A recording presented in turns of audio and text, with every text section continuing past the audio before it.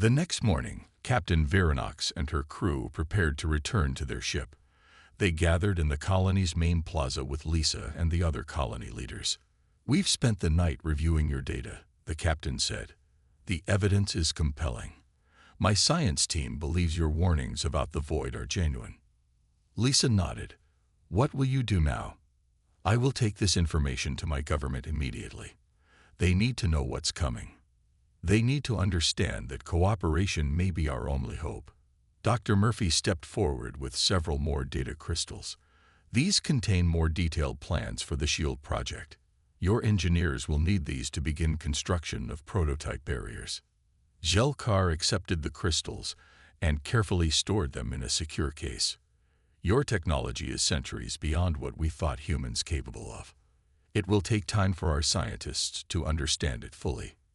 "Time is the one thing we don't have," Emma said, walking up to join them. The young dreamwalker looked tired, as if she hadn't slept. "What have you seen?" Lisa asked her with concern. "The void is changing its pattern," Emma replied. "It's as if it senses our preparations and is responding. In my dreams last night, I saw it splitting into multiple tendrils, approaching from different directions."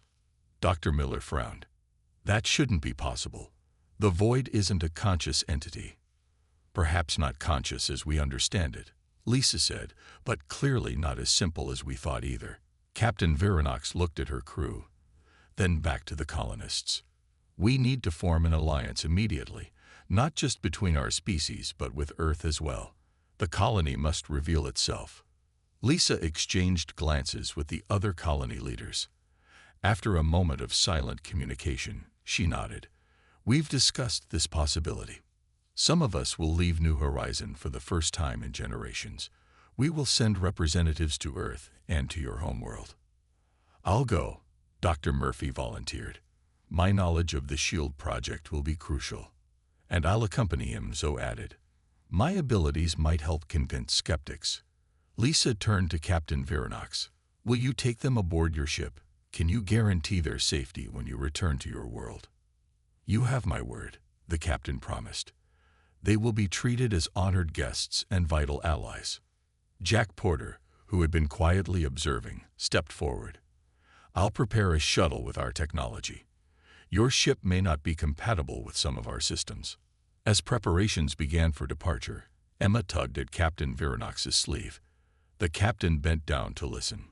"There's something else you should see before you go," the child whispered.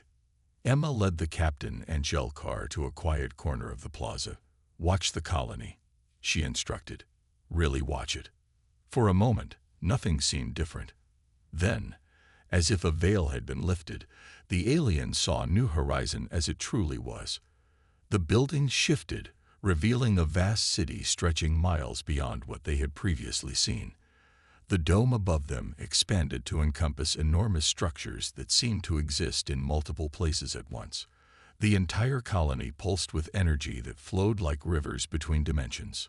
"This is the true New Horizon," Emma explained. "What exists between spaces. Most visitors can't see it, but I thought you should know what you're really allying with." Captain Veronox stared in awe. "It's beautiful. And terrifying," Jelkar added. "Yes, both," Emma agreed, "just like humanity itself." 2 hours later, the alien ship departed with their new human allies on board. As they rose through the atmosphere, they watched New Horizon through their viewing screens. For just a moment, the entire colony seemed to shimmer and shift, revealing its impossible nature one final time before returning to its disguise as a simple human settlement. On the bridge, Captain Veronox set course for home. "Send a priority message to High Command," she ordered. "Tell them we've made first contact with a human colony unlike any we could have imagined, and that the fate of the galaxy may depend on what we do next." Behind them, Emma stood at the edge of the colony, watching the ship become a distant point of light. In her mind, she could already see thousands of possible futures unfolding. In the best of them, species throughout the galaxy stood united against the approaching darkness, and at the center of that alliance stood humans and Keltheri, brought together by an impossible colony and a shared determination to defy the logic of destruction. Captain Veronox paced around the pool, studying the images of the void. Her crew remained silent, processing the incredible information. "I need proof," she finally said. "Something I can take back to my government. This discovery is too important to be based on faith alone." Lisa nodded to Dr. Miller, who pressed another control. A section of the wall slid open to reveal a laboratory. Inside, a tall man with gray-streaked hair worked at a complex instrument panel. "This is Dr. Paul Murphy, our lead scientist studying the void," Lisa introduced him. Dr. Murphy looked up from his work. "Welcome. I've prepared data packets compatible with your ship's systems. They contain our observations of the void over the last 500 years, including mathematical models predicting its path." He handed Captain Veronox a small crystal device. "This also contains instructions for building a detection array that can confirm our findings. Your scientists will be able to verify everything independently." The captain accepted the device cautiously. "If what you're saying is true, why haven't you shared this with Earth? Surely your own species should be your first priority." Lisa sighed. "We've tried, in our way. Throughout history, we've sent dreamwalkers to influence key scientists and leaders on Earth. But direct contact would create more problems than it would solve. Humans aren't ready to learn about us," Dr. Miller added. "Earth governments would either try to control us or fear us. Neither would help prepare for the void." Zelkar examined the data crystal with his scanner. "This contains more information than our entire ship's database. If it's authentic, it's priceless." "It's authentic," Dr. Murphy assured him. "And there's more. We've been developing technology to create a barrier against the void. We call it the Shield Project." He led them to another room where a large machine hummed softly. It generated a small field of distorted space about 3 feet across. "This is a prototype," Dr. Murphy explained. "It creates a bubble of stabilized space-time that the void cannot penetrate. Currently, we can only maintain it at this size, but with more resources and cooperation from other species, we believe it could be scaled up to protect entire planets." Captain Veronox watched the demonstration with growing acceptance. This technology could save billions of lives if it works. "It works," Dr. Murphy said, "but we need help to implement it on a galactic scale." Lisa stepped forward. "That's why we've been waiting for you to find us. Your civilization has developed key technologies that complement our research. Together with humans from Earth, we might be able to create a network of shields before the void arrives." Krell Tav, who had remained suspicious throughout, finally spoke. "If this void is real, and if your intentions are truly to protect the galaxy, why remain hidden at all? Why not reveal yourselves now?" "The timing must be right," Lisa explained. "Too soon, and panic would spread, possibly leading to conflict rather than cooperation. Too late, and there won't be enough time to prepare." A young girl entered the room quietly. She had bright eyes that seemed older than her physical age would suggest. "This is Emma Wright," Zoe introduced her. "She's our strongest dreamwalker." Emma looked directly at Captain Veronox. "I saw you coming," she said simply. "You and your kind standing with us against the darkness. It's why we've been waiting." The captain kneeled down to the child's level. "You saw us specifically. My crew and my ship." Emma nodded. "For years, in my dreams, I saw many possible futures. In the best ones, you helped unite the galaxy against the void." Captain Veronox stood, her decision made. "I will take your evidence back to my government. I cannot promise they will believe it, but I will do everything in my power to convince them. That's all we ask," Lisa said with relief. "The first step toward alliance has been taken." "But there's something else you should know," Emma said, her young voice suddenly serious. "The void isn't coming in 50 years anymore. In my latest dreams, I've seen it accelerating. We have less time than we thought." Lisa led the aliens to an elevator hidden behind a waterfall in the garden. Unlike the previous elevator, this one descended much deeper. The display showed they were traveling thousands of feet below the surface. The Library of Dreams is our most protected facility, Lisa explained as they descended. Only colony leaders and specialist researchers are normally allowed access. The elevator finally stopped. The doors opened to reveal a vast underground cavern filled with glowing blue crystals. In the center stood a massive structure that looked like a blend of a temple and a data center. "Welcome to the Library of Dreams," Lisa said. An older man with white hair approached them. He wore a simple gray uniform with a small silver pin shaped like an open book. "This is Dr. Frank Miller, our colony historian," Lisa said. Dr. Miller nodded to the visitors. "I've been waiting a long time to meet your species," he said to the aliens. "Your arrival was predicted 90 years ago." "Predicted?" Captain Veronox asked. "How?" Instead of answering, Dr. Miller led them into the main structure. Inside was a circular room with walls lined with thousands of glowing data crystals. In the center was a pool of shimmering liquid that changed colors constantly. "This is our main archive," Dr. Miller explained. "It contains records of past events, present conditions throughout the galaxy, and possible futures." "Possible futures," Jelkar repeated. "You're claiming to predict the future." "Not exactly," Lisa said. "We don't predict the future so much as observe it." Dr. Miller gestured to the pool. "This liquid is a specially engineered quantum computer. It can process information from across time streams."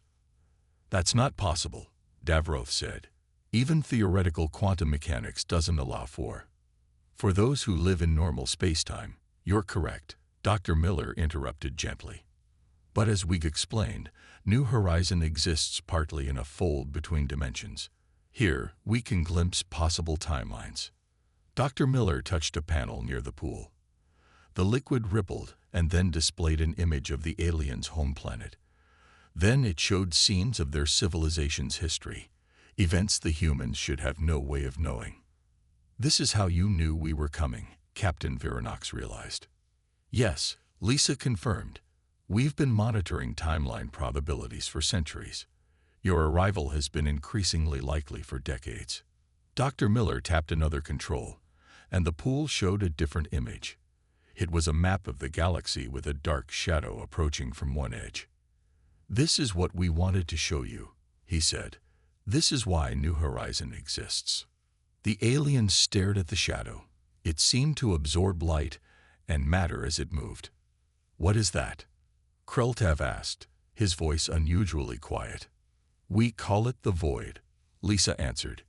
"It's not a physical entity as you understand it. It's more like a wave of nothing. It breaks down the basic laws of physics, unraveling reality itself."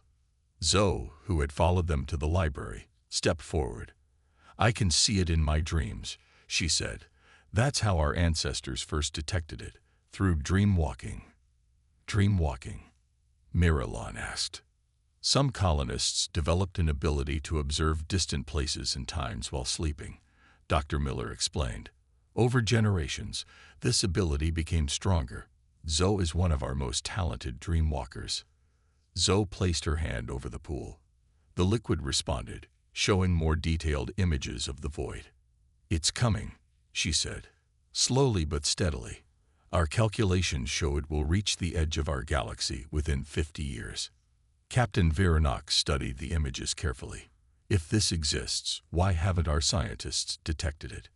"Because it doesn't emit or reflect anything," Dr. Miller explained. "It absorbs all energy, all matter. It can only be detected through its absence or through the distortions it creates in spacetime." Lisa looked directly at the captain. "This is why we've been guiding both human and alien development for centuries. We've been subtly pushing your scientists toward technologies that might help when the void arrives." "You've been influencing us?" Captain Veronox asked, suddenly suspicious. "Only nudging," Lisa assured her. "Small suggestions, ideas planted at the right moment. We needed your species to develop certain capabilities, because we can't fight the void alone. No single species can." Captain Veronox requested a moment to consult with her crew. Lisa agreed, and left the aliens alone in a small meeting room adjacent to the garden. "This goes beyond our mission parameters," the captain said once they were alone. "These humans possess technology that violates fundamental laws of physics." "I've been running deeper scans," Jelkar said, showing his data pad to the others. "The entire colony is riddled with temporal anomalies. Different sections are experiencing different time flows." "Could this be a trap?" Kreltav asked. "Perhaps they're using these illusions to hide their true purpose." Miralon shook her head. "These aren't illusions. The biological specimens are real. That fruit Keith produced has DNA unlike anything in our database, but it's absolutely genuine." "I need more information," Captain Viranox decided. "If what they're saying is true, this discovery changes everything we know about human capabilities." When Lisa returned, she found the aliens deep in discussion. "Have you reached a consensus?" she asked. "We need proof," the captain stated. "Your claims about space-time manipulation are extraordinary." Lisa nodded. "That's fair. Follow me." She led them to another building with a sign reading Temporal Observatory. Inside, screens displayed different parts of the colony. Each screen had a timestamp, but the times were all different. "This section," Lisa pointed to one screen showing people working in a lab, "is experiencing time at 1.5 times the normal rate. These researchers have been working for 3 days from their perspective, but only 2 days have passed for the rest of us." She pointed to another screen where people moved very slowly in what looked like a food production facility. "This area runs at 1/3 normal time. Food grown here ages more slowly, extending our supplies." Jelkar moved closer to the screens, his scanner confirming what he was seeing. "This should be impossible without massive energy requirements." "We don't create these time differences," Lisa explained. "We simply take advantage of natural variations that exist here. This entire valley sits on what we call a fold in spacetime." A young woman entered the room carrying a stack of reports. She handed them to Lisa and nodded politely to the aliens. "This is Zoe Russell," Lisa said. "She has a unique ability even among our colonists." "I'm a temporal navigator," Zoe explained. "I can sense the flow of time around us and help predict how it will shift." Captain Viranox's patience was wearing thin. "These abilities, this technology, none of this aligns with what we know about human development. Your records say this colony is 150 years old, but this level of advancement would take thousands of years." Lisa exchanged glances with Zoe. "You're right. New Horizon isn't 150 years old. That's just what our official records say. The truth is more complicated." Jelkar suddenly looked up from his scanner. "Captain, I'm detecting a massive chronometric surge throughout the colony. According to these readings, parts of this settlement are older than Earth itself." "Not quite that old," Lisa smiled. "But New Horizon has existed for approximately 3,000 years, not 150. The aliens stared at her in shock. "How is that possible?" Captain Viranox demanded. "Human civilization hasn't been capable of space travel for more than a few centuries. The original colonists didn't travel here in the conventional sense," Lisa explained. "They arrived through a tear in spacetime. An accident originally. A group of scientists from Earth were conducting experiments with dimensional physics. Something went wrong, and they were transported here." Zelkar's eyes widened. "And the time differential accelerated their development." Lisa nodded. "Exactly. For every year that passed on Earth, approximately 20 passed here. The original colonists realized they couldn't return, so they built a new society. Over generations, they learned to use the unique properties of this place." "But why keep your existence secret?" the captain asked. "Why not contact Earth or other species?" "Because of what we discovered," Lisa said gravely. "Something so important that it became our sole purpose." She took a deep breath. "Captain, we need to show you the Library of Dreams. Then you'll understand why we've been waiting for you to find us." The bright point of light expanded in the star display. showing what appeared to be a massive structure floating in space. "What is that?" Captain Veronox asked, staring at the image. "We call it the Garden of Impossibilities," Lisa explained. "It's the heart of our colony, though most outsiders can't see it. Would you like to visit it?" Before the captain could answer, the room returned to normal. Lisa led them out a different door than they had entered. The hallway seemed to stretch longer than the building's exterior should allow. "Space works differently here," Jelkar observed, checking his scanner. "These readings don't make sense." They entered a large elevator that began to descend. The trip took longer than expected, suggesting they were traveling deep underground. When the doors opened, the aliens gasped in unison. Before them stretched an enormous biodome, at least a mile across. Inside grew a jungle of plants, unlike anything they had ever seen together. Trees with glowing leaves stood next to flowering vines that changed colors as they watched. Animals moved through the undergrowth, some from Earth, others clearly from distant worlds. "This is impossible," Miralon whispered. "These species can't coexist. The environmental requirements alone." Alice Bennett approached them from a nearby path. "Yet they do coexist.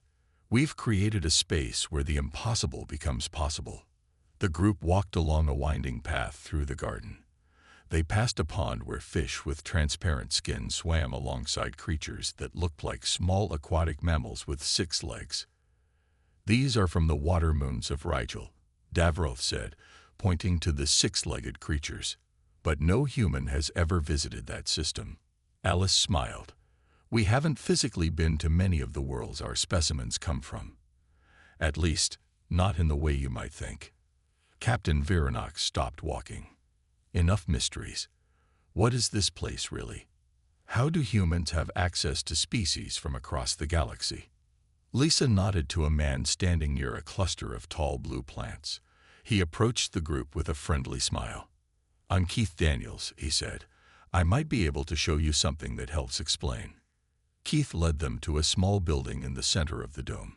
Inside was a single platform with a control panel. He adjusted several controls, and a field of energy appeared above the platform. "This is a simplified version of our core technology," Keith explained. "Watch carefully." He placed his hand in the energy field. The air around his hand seemed to bend and stretch. When he removed his hand, he was holding a fruit none of the aliens recognized. "Did you just create that?" Kreltav asked. "Not exactly," Keith replied. "I reached through a fold in spacetime and brought it here. The fruit comes from a planet in the Andromeda galaxy." The aliens stared in disbelief. Keith handed the fruit to Jelkar, who confirmed it was real and organic. "What you're describing is beyond any known science," Captain Veronox said. "Space-time manipulation on this scale should be impossible. For most of the galaxy, it is," Lisa agreed. "But New Horizon exists in a special place, a weak point between dimensions. Here, the normal rules of physics are more flexible." Zelkar's scanner began beeping rapidly. "Captain, I'm detecting temporal anomalies throughout this facility. Time itself is unstable here." Lisa nodded. "That's partly correct. Time flows differently in different parts of our colony. Some areas experience time faster, others slower." Captain Veronox looked around the impossible garden with new understanding. "This isn't just a colony, is it? This is something else entirely." "You're beginning to understand," Lisa said with a smile.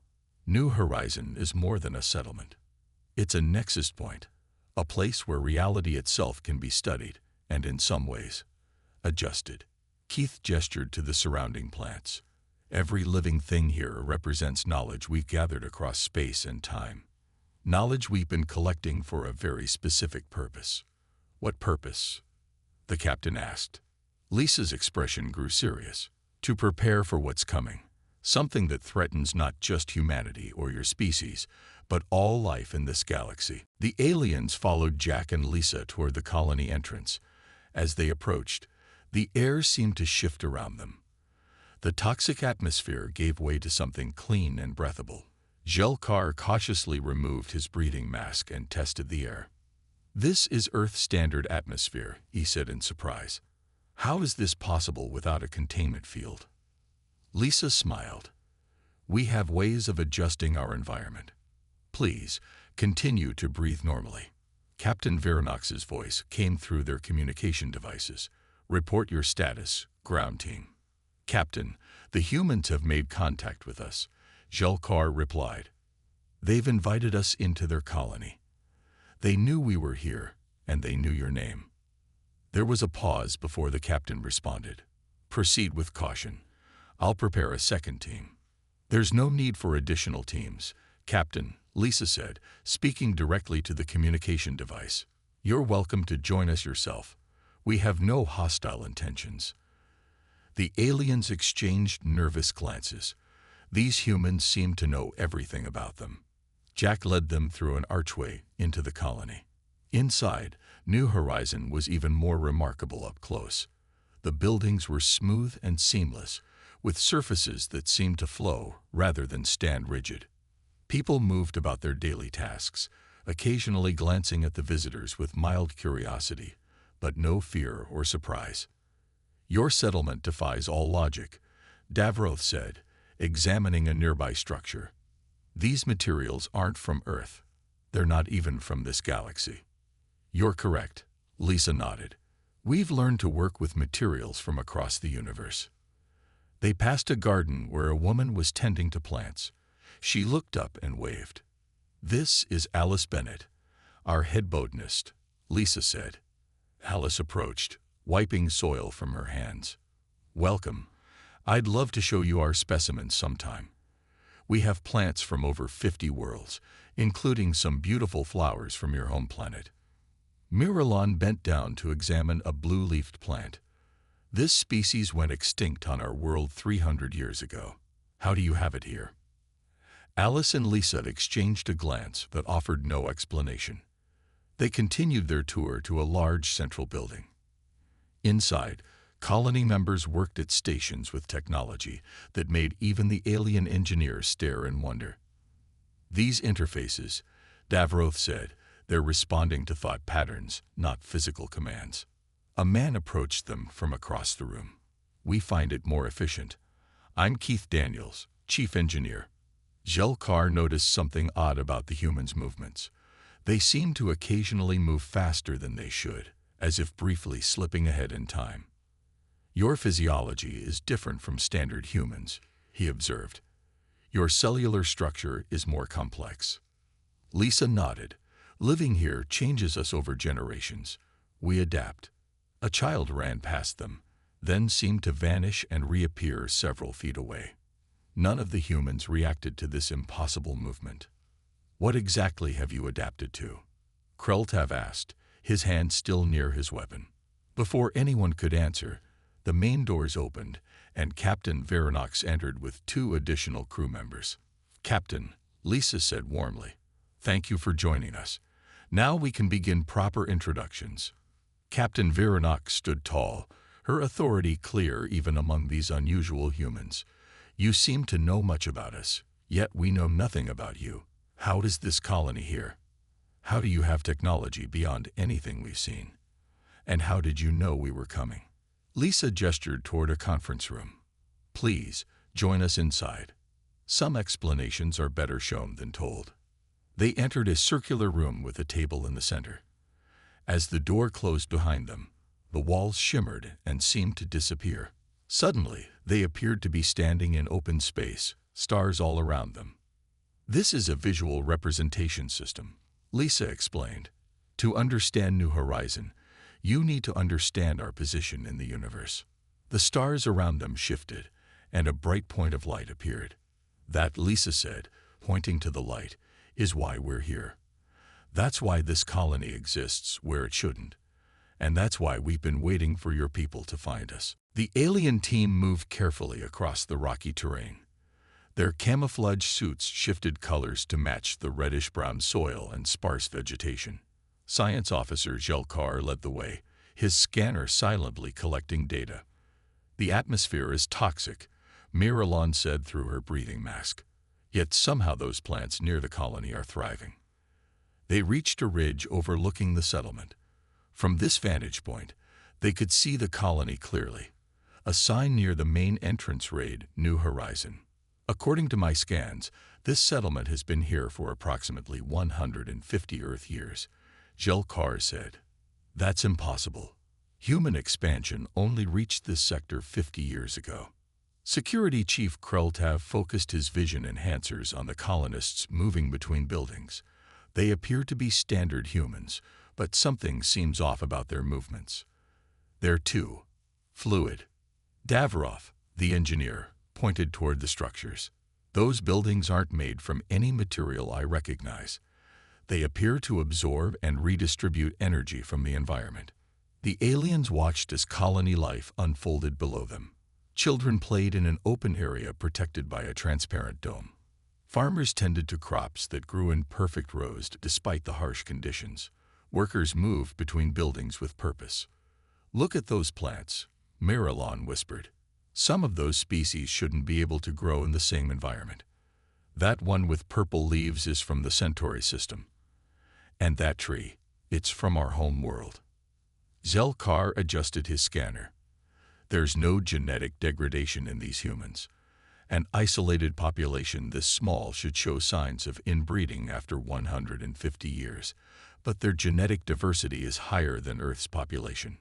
Kreltev suddenly tensed. We're being watched. He pointed toward a figure standing on a hill about half a mile away. A human male in a dark uniform was looking directly at them. Impossible. Our camouflage is perfect against human vision, Davroth said. The man began walking toward them, moving with casual confidence. Do not engage, Kreltav ordered. We need to relocate. They moved quickly along the ridge, finding a new observation point behind large rocks. After a few minutes, they cautiously peered out. The human was gone. Perhaps he didn't see us after all, Marilon suggested. He saw us, a voice said from behind them. All four aliens spun around. Standing there was the same human male, now just 10 feet away. He wore a simple dark uniform with a small patch that read Security and Jack Porter beneath it. Welcome to New Horizon, the man said calmly, as if finding aliens hiding outside his colony was an everyday occurrence. We've been expecting you. The aliens froze, their training failing them in this unexpected situation. How did you see us? Kreltav finally asked, his hand hovering near his weapon. Jack smiled. We have ways of sensing things others can't. Please, don't be alarmed. We mean no harm. How do you speak our language? Jelkar asked, noticing the human wasn't using any translation device. We've learned many languages over time, Jack replied. Administrator Lisa wants to meet with you. She's eager to introduce herself. A woman approached from behind Jack. She wore simple white clothing and had a calm, authoritative presence. I'm Lisa Freeman, administrator of New Horizon, she said. We don't often get visitors, but we're always prepared for them. Kreltev stepped forward protectively. How did humans establish a colony on an uninhabitable planet 150 years ago? Your species didn't have the technology. Lisa smiled. That's a fair question. Perhaps you'd like to come inside and learn how we've made this place our home. I promise all your questions will be answered in time. Our captain will need to be informed, Jelkar said cautiously. Of course, Lisa nodded. Your Captain Viranox is welcome to join us as well. The aliens exchanged alarmed looks. They had never mentioned their captain's name. How do you know? Davrov began. As I said, Lisa interrupted gently. We have much to discuss. Will you come with us willingly, or would you prefer to continue watching from a distance? Either way, we respect your choice. Jelkar looked at his companions, then back at the two humans who seemed impossible in every way. We will accompany you, but we must maintain contact with our ship. Of course, Jack said. Follow us. Watch your step.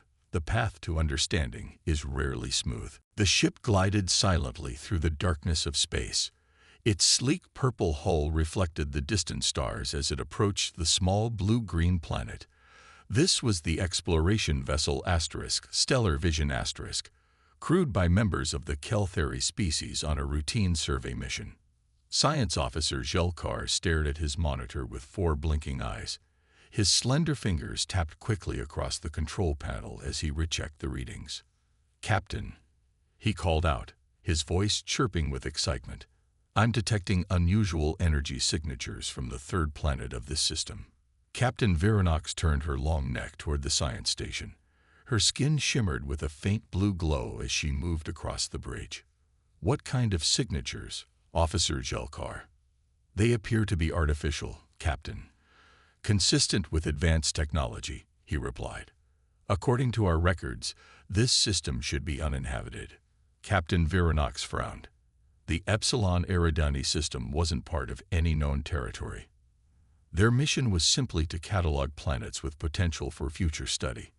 "How is that possible?" she asked. "Our records show this planet as Class 4 uninhabitable. The radiation levels alone should prevent any settlement." Zelkar's upper limbs gestured in their species version of a shrug. "The readings are clear, Captain. And there's more. I'm detecting elements of Earth-based technology." The bridge fell silent. Humans had spread through nearby star systems, but they weren't known to venture this far into unexplored space, and certainly not to uninhabitable worlds. "Bring us into orbit," Captain Viranox ordered. "Maintain stealth protocols. I want visual confirmation." The Stellar Vision adjusted its course, slipping into orbit around the planet. The main screen flickered to life, showing the surface below. Most of the planet appeared barren and rocky, swept by violent storms that should make life impossible. But there, nestled in a valley between 2 mountain ranges, was a sprawling settlement. Domes of various sizes connected by covered pathways spread across several miles. Fields of crops grew in patterns around the structures. It was unmistakably a human colony. "This defies all logic," muttered Security Chief Kreltav. "How are they surviving the radiation? And those crops shouldn't be able to grow in this soil." Zelkar zoomed the image. "Their technology appears more advanced than current Earth standards. Those energy regulators on the domes, that design is beyond anything in our database for human engineering." Captain Viranox tapped her clawed fingers against the arm of her chair. "Check for communication signals. Are they in contact with Earth?" Communications Officer Trelvin shook his head after a moment. "No regular transmissions detected, Captain. If they're communicating with Earth, they're using methods we can't detect." "How many inhabitants?" the captain asked. "Thermal scans suggest approximately 5,000 individuals," Jelkar answered. "All readings indicate human life signs. But—" he paused, adjusting his instruments. "There are subtle differences I can't explain." Captain Viranox stood up, her tall frame casting a shadow across the bridge. "This requires closer investigation. Prepare a ground team. We need to observe without being detected." "Captain," interrupted Kreltav, "protocol states we should report this finding and await instructions before making contact with an unknown human settlement." "We're not making contact," Captain Viranox clarified. "We're gathering information. Something impossible is happening on that planet, and I want to know what before we report back." 6 hours later, a small shuttle departed from the Stellar Vision *. Inside were Science Officer Jelkar, Security Chief Kreltav, Xenobiologist Miralon, and Engineer Davarov. They wore adaptive camouflage suits designed to help them blend into the environment. As they descended through the atmosphere, they saw the colony more clearly. Solar arrays stretched across hillsides. Vehicles moved between buildings. It looked peaceful and ordinary, except for the fact that it couldn't possibly exist. Setting down 2 miles from the settlement perimeter, Davrov said as he guided the shuttle toward a rocky outcropping. "Remember," Kreltav reminded them, "observation only. We stay hidden." The shuttle landed softly on the planet's surface. As the team prepared to exit, they had no idea that their presence was already known. In the colony, a man named Jack Porter looked up from his security console and smiled. The visitors had finally arrived, right on schedule.